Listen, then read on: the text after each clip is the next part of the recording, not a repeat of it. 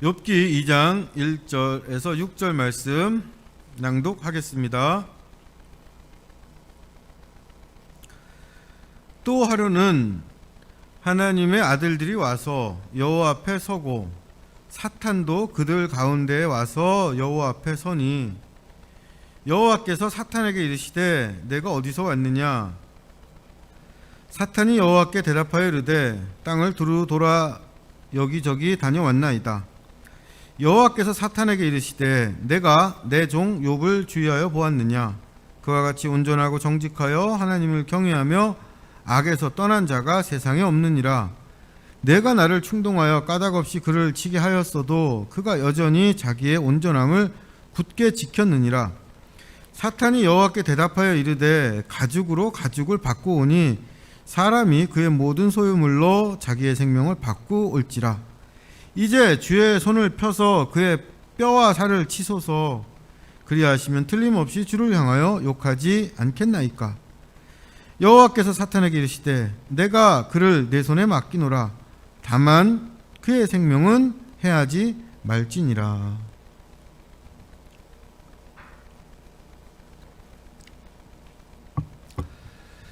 욥기 강의 5번째 시간입니다. 퀴즈를 하나 내보겠습니다. 지금 화면에 보이는 물건이 있습니다. 상자 안에 숫돌처럼 생긴 까만 돌이 있고 18K, 14K, 9K라고 써있는 용액이 있습니다. 이 물건의 이름은 뭘까요? 무엇에 쓰는 물건일까요? 정답은 금을 시험하는 돌, 시금석입니다. 18K 금을 이 시금석에 갈아서 흔적을 낸 다음에 18K 용액을 이렇게 떨어뜨립니다. 진짜 18K 금이면 그 흔적이 남아있고 함량이 낮거나 가짜면 흔적이 사라진답니다. 이렇게 금의 순도를 알아보는 데 사용하는 돌을 시금석, 액체를 시금액이라고 하는데, 우리가 흔히 비유적으로 어떤 가치나 능력을 확인할 수 있는 기준을 시금석이라고 하죠. 금을 시금석으로 시험하는 이유가 뭘까요? 두 가지 이유가 있을 겁니다. 첫 번째는 금이 귀하기 때문이죠. 귀하지 않은 걸 가짜로 만들진 않습니다. 드물고 비싸기 때문에 진짜인지 가짜인지 확인하는 게 중요하죠. 두 번째는 진짜 금인지 가짜 금인지 이 금의 순도가 얼마나 되는지 눈으로 봐서는, 겉으로는 알 수 없기 때문입니다. 귀하고 가치 있기 때문에 이걸 겉으로는 알 수 없기 때문에 시험합니다. 땅에 사는 인간이 하나님을 경외하는 일은 하나님께서 하늘에 있는 하나님의 아들들에게도 자랑하실 만큼 귀한 일입니다. 그런데 하나님을 경외하는 일은 겉으로 봐서는 모르죠. 겉으로는 하나님을 경외하는 것 같지만 속으로는 하나님이 주시는 소유물에 더 관심이 있을 수도 있습니다. 그래서 하나님은 욥을 시금석에 갈아넣는 시험을 허락하셨고 욥은 모든 소유를 잃고 알몸만 남았습니다. 그러나 욥은 알몸이 되어서도 하나님의 주권을 받아들이며 주신 분도 하나님, 가져가신 분도 하나님, 여호와 하나님을 찬송할지니라, 이렇게 자신의 의로움이 겉과 속이 같은 진짜인 걸 보여주었고 소유 없이도 하나님을 경외하는 순도 100%의 신앙으로 이 시험을 통과합니다. 자식 10명의 죽음 앞에서도 하나님을 찬양한 욥에게 더 이상 무슨 시험이 더 필요하겠습니까? 이제는 어려운 시험을 합격한 욥이 상을 받을 일만 남은 것 같지요. 그런데 욥기 2장으로 넘어가니까 1장과 똑같은 상황이 펼쳐집니다. 하나님께서 사탄에게 무엇을 했냐고 물어보시고 1장에서 했던 대화가 반복되죠. 욥기 2장 3절입니다. 여호와께서 사탄에게 이르시되 내가 내 종 욥을 주의하여 보았느냐? 그와 같이 온전하고 정직하여 하나님을 경외하며 악에서 떠난 자가 세상에 없느니라. 내가 나를 충동하여 까닭없이 그를 치게 하였어도 그가 여전히 자기의 온전함을 굳게 지켰느니라. 하나님께서 1장에서 욥을 시험하는 계기가 되었던 말씀을 다시 하시면서 2장 3절 끝부분에 사탄에게 내가 나를 충동하여 까닭없이 그를 치게 하였다, 이런 말씀을 덧붙이세요. 이걸 원어 뜻을 살려서 그대로 번역을 하면 네가 나를 찔러서 이유 없이 그를, 욥을 삼켜 없애버리려고 했다, 이렇게 번역할 수 있습니다. 여기서 우리는 하나님이 사탄에게 충동질 당하고 이유 없이 욥을 괴롭혔다는 말을 하나님 그분의 입을 통해서 듣게 됩니다. 이런 하나님은 우리가 알고 있는 하나님이 아니죠. 제가 욥기 강의 첫 시간에 욥기는 오리너구리다 이렇게 말했던 거 기억하십니까? 욥기에서 우리는 성경의 다른 부분과는 어울리지 않는 하나님, 처음 보고 낯설고 이상한 오리너구리 같은 하나님을 만나게 됩니다. 욥기에서 하나님 스스로가 말씀하시는 하나님은 모든 능력과 지혜를 가진 전지전능하신 하나님이 아니라 오히려 사탄에게 조종을 당하는 어리석고 성급하고 무능한 하나님입니다. 그런데 이걸 하나님이 직접 스스로가 말씀하시니까 더 당황스럽죠. 그런데 생각해 보면 하나님께서 사탄에게 충동질 당하신 거 아닙니다. 욥을 누구보다 더 잘 알고 욥의 의로움과 신앙을 믿고 있으셨기 때문에 허락하신 시험이었습니다. 까닭 없이 욥을 치신 것도 아니죠. 피조물 인간이 창조주 하나님과 순수한 관계를 맺을 수 있다는 것을 천상의 존재들에게도 확인시켜 주시기 위해서 욥을 치셨던 겁니다. 그런데 하나님은 이 시험을 사탄에게 충동질 당해 이유 없이 욥을 치신 일이라고 하시면서, 그런데도 욥은 자신의 온전함을 굳게 지켰다, 이렇게 욥을 칭찬하시죠. 자신을 낮추고 욥을 높이는 이상한 하나님이 욥기의 하나님입니다. 하나님이 이 말씀을 사탄에게 하시지만 사실 이 말씀은 재난을 당한 욥과 욥처럼 이 땅에서 고통받고 있는 사람들과 욥기를 읽고 있는 우리들에게 하시는 말씀입니다. 하나님께서 이렇게 말씀하고 계신 거죠. 네가 재난을 겪고 있을 때, 네가 재난을 겪으면서도 나를 찬송할 때 네가 믿는 나 하나님 어리석고 무능하게 느껴지지? 맞다. 나는 그런 하나님이다. 때로는 내가 그런 하나님으로 너에게 있다. 그런데 너는 여전히 나와의 관계를 굳게 지키는구나. 하나님께서는 의도적으로 그분 자신을 어리석고 무능한 신으로 낮추시고 고난당하는 인간을 높이셔서 고난의 모든 책임을 그분이 맡으시고 고난당하는 인간이 갖게 되는 온갖 불만, 억울함, 한탄을 다 그분께 쏟아놓게 하시려는 거죠. 지난주에 꽃보다 아름다워라는 옛날 드라마를 소개했었는데, 이 드라마에서 인상적이었던 장면 하나를 더 말씀을 드리고 싶네요.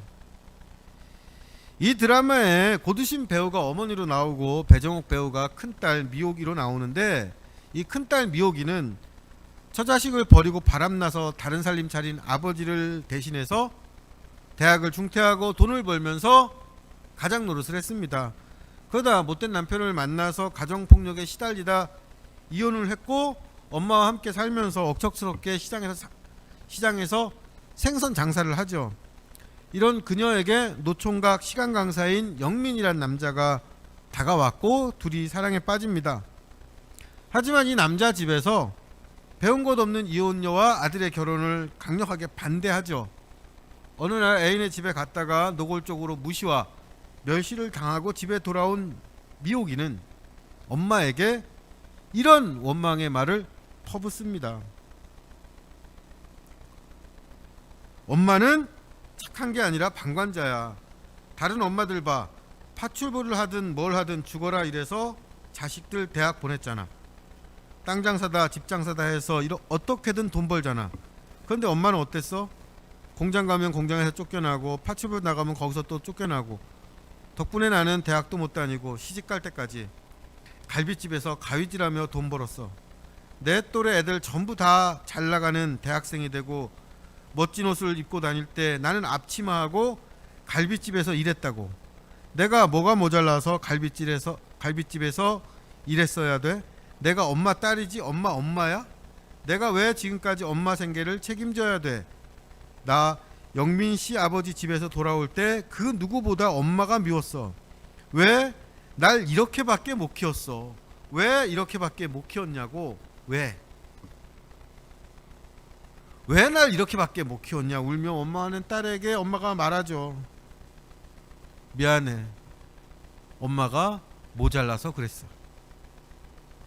이렇게 엄마에게 자기 속마음과 억울함을 다 퍼붓고 난 다음날 아침에 미옥은 엄마에게 미안했다고 어색하게 사과합니다. 그 말을 듣고 엄마가 애써 웃으면서 말하죠. 괜찮아. 네가 엄마 아니면 어딜 가서 그렇게 소리를 질러. 안 그래? 그러자 딸이 맞아. 나는 엄마가 제일 만만해. 이러면서 둘이 같이 아침을 먹죠. 왜 날 이렇게밖에 못 키웠냐는 이 말, 사실은 고아는 할 수 없는 말, 엄마가 있는 사람만 할 수 있는 말입니다. 그런데 이런 원망 듣고 미안해. 내가 모자라서 그랬어. 이렇게 말하는 게 엄마죠. 엄마 아니면 어디 가서 그렇게 소리 지를 수 없다는 거 알기 때문에 엄마는 기꺼이 세상에서 제일 만만한 사람이 되어줍니다. 욥의 시험과 관련해서 하나님이 이런 모습을 보이고 계세요. 사탄에게 충동질 당하고 정당한 이유 없이 욥에게 고난을 주었다고 스스로 낮추셔서 모자란 하나님, 원망을 쏟아놓을 수 있는 하나님이 됩니다. 3장부터 욥은 엄마에게 원망을 퍼붓는 딸처럼 하나님께 자신의 고통과 슬픔과 억울함을 다 토해놓죠. 그런데 하나님께서 먼저 내가 무능하고 어리석었다 말씀하셨기 때문에 욥의 이 모든 말들이 신성모독이 아니라 정당한 호소, 옳은 말로 받아들여질 수 있게 됩니다.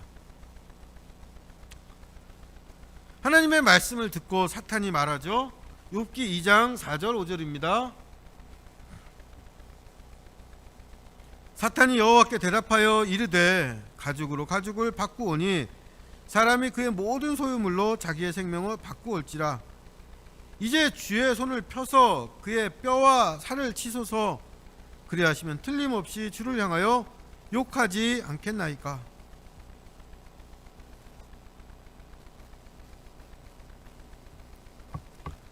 하나님께서 모든 소유를 잃고도 자기 온전함을 지킨 욥을 칭찬하시자 사탄이 말합니다. 가죽으로 가죽을 바꿉니다. 여기 나오는 가죽은 피부라는 뜻이 아니라 중요하지 않은 껍데기라는 뜻입니다. 우리가 고스톱 칠 때 광을 갖고 있는 사람이 흑살의 피, 껍데기는 광을 얻기 위해서 그냥 내주죠. 이런 뜻의 껍데기입니다. 사탄은 재산과 자식은 욥에게 단지 껍데기였고 정말 중요한 건 자기의 생명이었기 때문에 온전함을 지킨 거라고 말합니다. 그래서 가죽이 아니라 뼈가 꺾이고 살이 찢어지는 고통을 당하면 그때는 분명히 욥이 하나님을 향해 욕할 거라고 사탄은 장담하죠. 이게 인간에 대한 사탄의 이해입니다. 사탄은 인간에게 재산과 자식이 단지 가죽에 불과한 게 아니라는 걸 몰라요. 사탄은 자신이 소유했던 모든 걸 잃어버리는 허무함, 사랑하는 가족을 잃어버린 슬픔이 몸의 고통만큼이나 크고 절절하다는 걸 모릅니다. 그래서 아주 쉽게 가죽은 가죽으로 바꾼다며 인간의 고통과 슬픔을 산술적으로 계산할 뿐입니다. 타인의 고통을 겉으로만 보고 계산하는 게 사탄의 마음이고, 우리는 이러한 사탄의 마음을 욥기에서 계속 만나게 될 겁니다. 욥의 뼈와 살을 때리는 시험을 해보십시오. 우리는 이렇게 말하는 사탄에게 하나님께서 스톱하길 바라시죠. 욥을 더 큰 고통으로 시험하라는 사탄에게 하나님께서 됐다, 입 닥쳐, 꺼져, 이러면서 사탄을 그분 앞에서 멀리 쫓아내길 바랍니다. 그러나 하나님께서는 사탄에게 욥의 뼈와 살을 치는 그런 시험을 허락하십니다. 하나님께서는 사탄에게 인간을 고발하고 문제를 제기하는 자유를 주셨고, 여기에 대해서 끝까지 응답하기로 하신 것 같아요. 그런데 생각해보면 우리는 현실에서 욥의 첫 번째 재난과 욥의 두 번째 재난이 함께 붙어 있다는 걸 알 수 있습니다. 모든 걸 잃어버린 사람은 병에도 취약해요. 가난한 사람에게 질병이 먼저 찾아오고, 재산과 가족을 잃은 슬픔과 스트레스는 치명적인 병의 원인이 됩니다. 가난한 나라의 평균 수명은 선진국의 반밖에 되지 않죠. 욥기는 현실에서 인간을 괴롭히는 재난을 다 드러내고, 이러한 재난으로 고통받는 인간을 총체적으로 보여줍니다. 우리는 사탄에게 다시 시험을 허락하시는 하나님의 뜻을 이해할 수도 없고 또 동의할 수도 없지만, 우리의 현실도 그렇다는 걸 인정하면서 숨죽여서 욥의 고난을 지켜볼 뿐입니다. 그리고 여기에서 지난주 설교 뒷부분에서 여러분에게 들려드렸던 어느 성도님의 질문을 생각합니다. 욥기를 다 읽은 성도님 한 분이 이런 질문을 하셨습니다. 욥은 세상에서 하나님을 제일 경외했기 때문에 사탄의 표적이 되었고, 전 재산과 자식 10명을 잃고 몸까지 아픈 재난을 당했습니다. 만약에 욥이 하나님을 적당히 경외했다면, 욥의 신앙이 더 약했다면 이런 재난을 당하지 않았을 거 아닙니까? 그러니까 하나님을 너무 경외하지 말고 적당히 경외해야 되는 거 아닐까요? 하나님께서 욥처럼 저의 신앙도 시험하실까봐 두렵습니다. 이 질문에 나온 고민을 풀려면 성경에 나오는 사건을 우리가 어떻게 적용할 것인가, 이 문제를 먼저 생각해 봐야 합니다. 성경에 나오는 모든 사건에는 특별성과 보편성이 있습니다. 특별성과 보편성. 예를 들면 하나님께서 아브라함에게 아들 이삭을 제물로 바치라고 명령하셨고, 아브라함은 이걸 실행했습니다. 그런데 이 시험은 하나님과 직접 소통했던 성서시대에 일어났던 일이고, 그 중에서도 아브라함에게만 특별히 내리셨던 명령입니다. 그래서 이걸 지금 우리에게 직접 적용할 수는 없는 거죠. 이걸 특별성이라고 합니다. 하지만 우리는 아브라함 사건을 통해서 삶에는 이해할 수는 없지만 믿음으로 받아들여야 하는 일이 있다는 깨달음, 우리에게도 적용될 수 있는 보편적인 교훈을 얻을 수 있습니다. 자식을 제물로 바친 사건은 아브라함에게만 있는 특별한 사건이지만, 믿음으로 이해할 수 없는 일에 순종해야 한다는 교훈은 보편적이죠. 욥이 겪는 시험도 마찬가지입니다. 하루아침에 전 재산과 자식을 모두 잃고 병까지 생긴 욥의 시험은 하나님께서 특별한 목적을 가지고 특별히 욥에게 허락하신 사건입니다. 그래서 우리가 이 사건을 읽고 나서 나도 하나님을 열심히 믿으면 욥처럼 무서운 재난을 당하는 거 아니야? 하나님을 적당히 믿어야지 아무 탈도 안 생기겠다? 이렇게 해석하고 걱정하지 않으셔도 됩니다. 하나님께서 성도들에게 욥이 겪은 시험의 반의 반만 허락하셨어도 아마 기독교란 종교는 지금까지 존재하지도 않았을 거예요. 그런데 욥이 겪는 시험에도 보편성이 있습니다.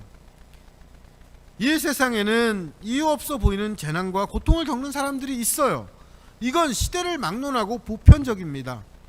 또 살다 보면 하나님에 대한 믿음을 흔들리게 하는 어떤 시험이 생깁니다. 이것도 누구에게나 있는 보편적인 일입니다. 욥이 겪는 시험은 특별한 일이다. 우리에게 그대로 적용되진 않지만 우리도 살다 보면 욥처럼 시험당할 때가 있다는 걸 기억해야 합니다.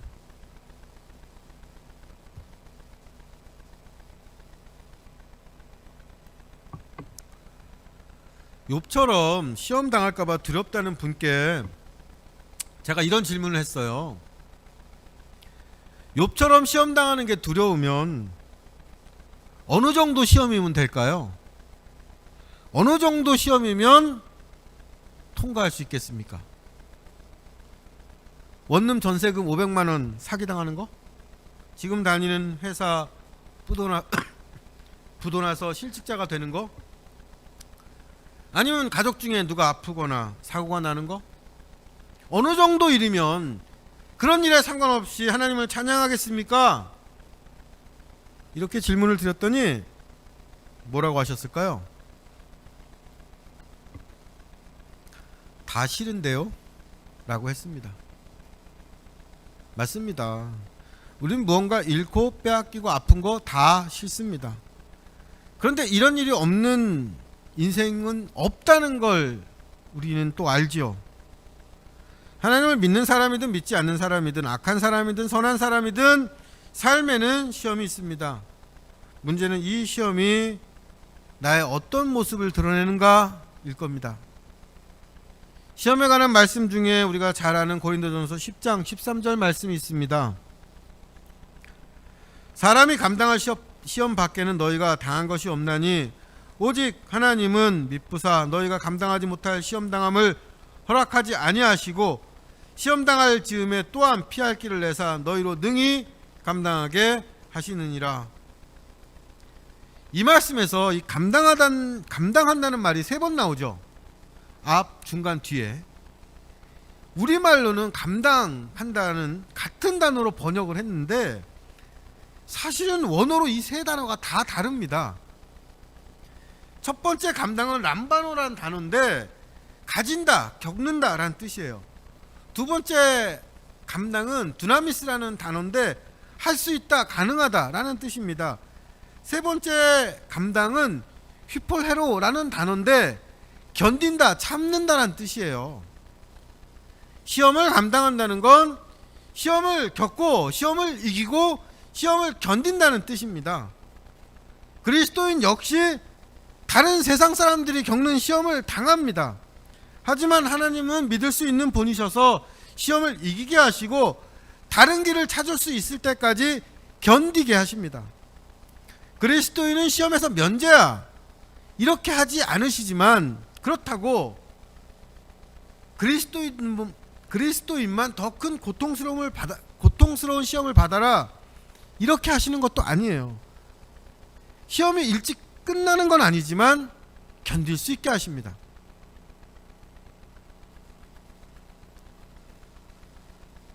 아는 분 중에 고깃집 하시는 분이 있어요. 작년 11월에 단계적 일상 회복이 시행되어서 그동안 없던 손님이 조금씩 늘어나고 오랜만에 회식 예약도 들어와서 연말에 그동안 손해본 걸 좀 메꾸겠다 기대를 했답니다.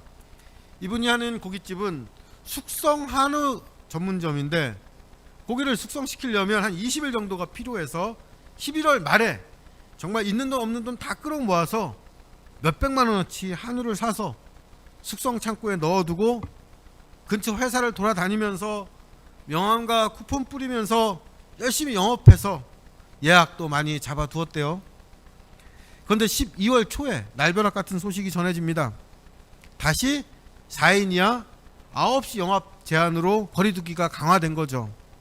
그래서 예약 다 취소되고 고기 사두었던 것만큼 손해를 봤습니다. 너무 속상하고 화가 나서 개업식 날 고사 지내고 입구에 걸어놓았던 북어 있잖아요. 그걸 껴가지고 바닥에서 이렇게 막 두드리면서 이 정부를 욕을 했대요. 이런 일을 겪고 나서 일할 의욕, 장사할 마음이 없어져서 한동안 가게 문을 닫아 놓았다고 하소연을 했습니다. 코로나는 장사하는 분들에게 큰 시험이죠. 그런데 다른 가게는 장사가 안 되는데 그리스도인이 하는 가게만 잘 되는 거 아닙니다. 그 반대도 아니죠. 중환자실에 가보면 대한민국 종교 비율대로 환자들이 있어요. 파산 신청하는 곳에 가도 마찬가지입니다. 다른 사람들이 살면서 겪는 어려움을 그리스도인도 겪으며 삽니다. 그러면 과연 그리스도인이 시험을 감당하고 견딘다는 건 뭘까요? 시험을 이기고 지는 거, 시험을 견디고 견디지 못하는 차이가 무엇에 있을까요? 그것은 바로 의미라고 생각합니다. 함께 시험을 당하더라도 그리스도인은 최소한 북어를 두드리면서 욕하는 것보다는 더 높은 차원에서 의미를 찾습니다. 하나님께서 시험을 감당하게 하시고 견디게 해주신다는 뜻은 시험으로 인해서 하나님과 나와의 관계가 무의미해지고 나의 삶이 무의미해지고 시험을 견디는 것이 무의미해지지 않도록 시험을 통해서 신앙과 삶의 의미를 새롭게 깨닫게 하신다는 뜻입니다. 감당할 능력이 있는 믿음 좋은 성도에게는 어렵고 괴로운 시험을 주시고 연약한 믿음을 가진 성도에게는 쉬운 시험을 주신다는 뜻이 아니라 우리 각자가 자기 믿음에 맞게 시험에서 의미를 찾고 하나님과의 관계를 새롭게 할 수 있도록 이끌어 주신다는 뜻이에요. 그리고 욥이 시험을 겪으면서 가장 고통스러워했던 것이 바로 이겁니다. 시험에서 의미를 찾는 일. 욥은 하나님을 경외하는 사람, 그동안 하나님께서 인생의 모든 의미를 찾았던 사람입니다. 그런데 자신이 이렇게 경외했던 하나님이 충동질 당하는 하나님, 아무 이유 없이 재난을 주는 하나님으로 나타납니다. 지금 욥기를 읽는 우리는 욥의 고난이 창조주 하나님의 영광과 연결되어 있는 중요한 의미가 있다는 걸 알지만 욥에게는 이 사실이 감추어져 있었습니다. 우리가 결말을 아는 관객이라면 욥은 대본 없이 그냥 무대에 올라간 배우 같은 거예요.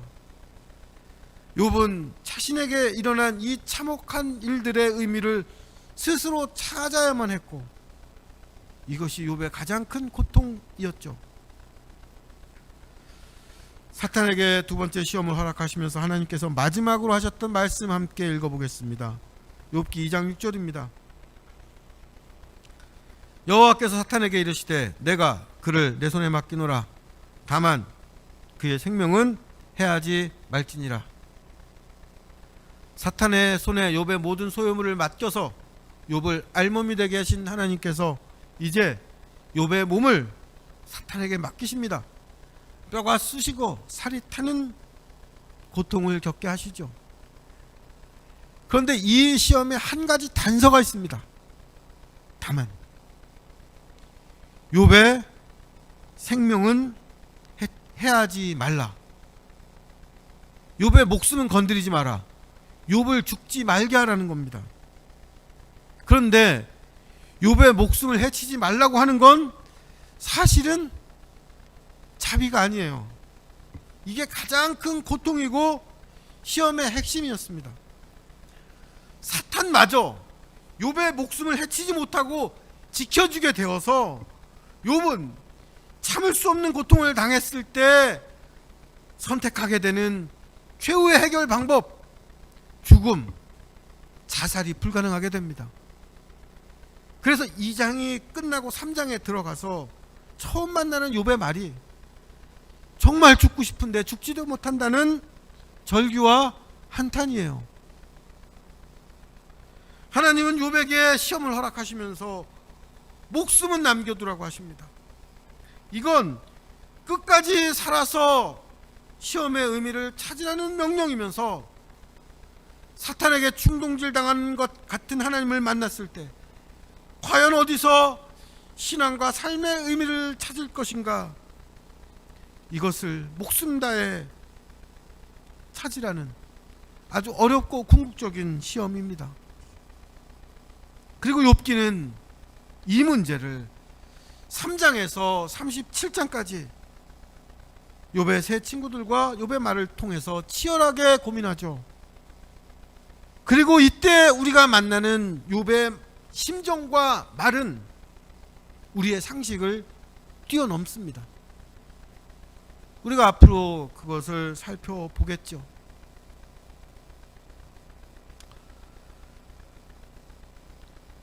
지난주에 넥슨 창업주 김정주 이사가 세상을 떠났다는 소식이 전해졌습니다.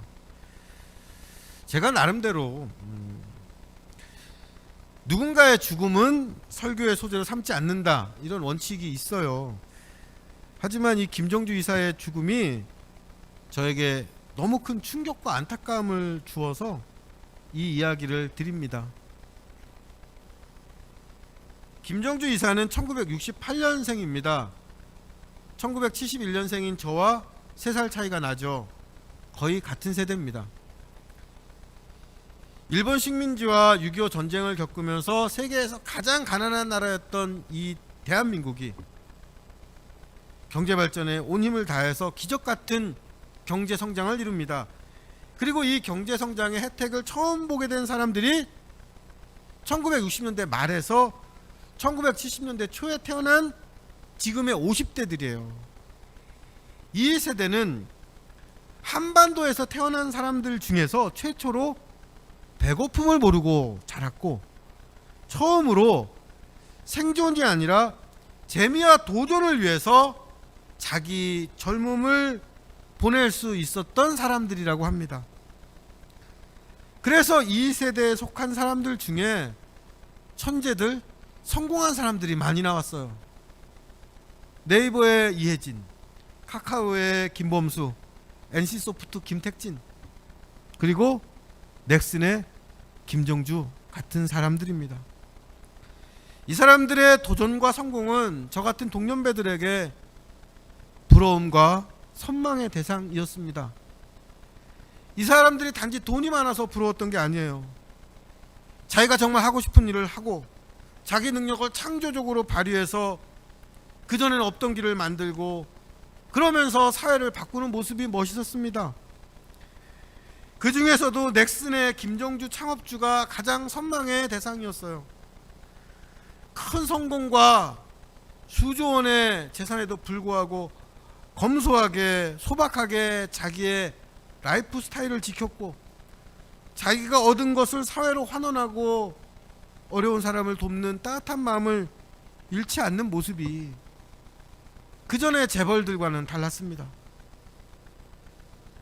제가 게임을 하진 않지만 김정주 이사를 좋아해서 몇 년 전에 김정주 이사와 넥슨의 창업 이야기가 담긴 플레이라는 책을 사서 읽고 감동을 받았습니다. 이 책이에요. 이 책 마지막에 김정주 이사가 이런 말을 해요.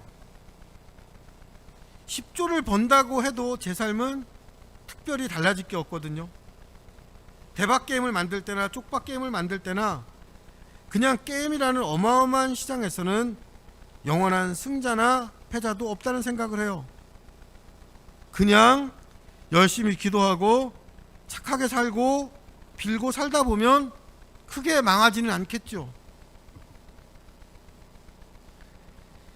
10조를 벌어도 내 삶은 특별히 달라지지 않을 거라는 이 자신 있고 당당한 철학이 마음에 들었습니다.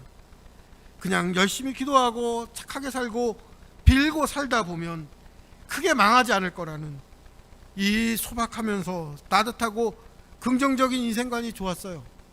그래서 누군가 저에게 어떻게 인생을 살아야 하냐고 물어보면 제가 이 말을 자주 했습니다. 넥센의 김정주 이사가 이렇게 말했어. 그냥 열심히 기도하고 착하게 살고 빌고 살다 보면 크게 망하지 않을 테니까 네가 하고 싶은 거 해라. 이게 제가 젊은 친구들에게 전한 충고 진심이었습니다. 저는 이런 동년배 사업가가 있다는 게 좋았고, 이런 인생관을 가진 사람이라면 진짜 행복할 수 있을 거라고 생각했어요. 그래서 김정주 이사의 타계 소식이 너무 아쉽고 안타깝고 마음 아픕니다. 그리고 그런데 왜? 라는 질문을 자꾸 하게 돼요. 여기에 답이 없습니다. 그리고 누군가의 죽음에 대해서 이런저런 평가하는 거 옳지 않죠. 그래도 한 가지는 말할 수 있을 것 같습니다. 모든 사람에게 인생은 수수께끼입니다. 겉으로 보이는 것보다, 남들이 아는 것보다 훨씬 더 많은 어둠이 있는지도 모르죠. 하지만 그리스도인들에게는 인생의 수수께끼와 어둠을 죽지 않고 살아서 끝까지 포기하지 않고 의미를 찾아야 한다는 사명이 있습니다. 이게 어쩌면 가장 어려울 수 있겠습니다. 하나님께서 절대 욥의 목숨을 건들지 말라고 하셨습니다. 이건 우리가 생명을 포기하지 않으면, 목숨을 다해서 찾고 찾으면 무의미와 혼란이라는 시험에서 각자의 답을 찾을 수 있을 거라는 하나님의 마지막 약속이라고 저는 믿습니다. 우리가 답을 줄 수는 없지만 각자의 인생에서 답을 찾을 수 있도록 격려하고 경험을 나누고 위로하는 교회가 되었으면 합니다. 우리 성도님들이 어떤 시험을 당하더라도 이 시험을 이기고 하나님과의 관계에서 새로운 의미를 찾을 수 있게 되기를 마음 다해서 응원하고 축복하고 기도합니다. 오늘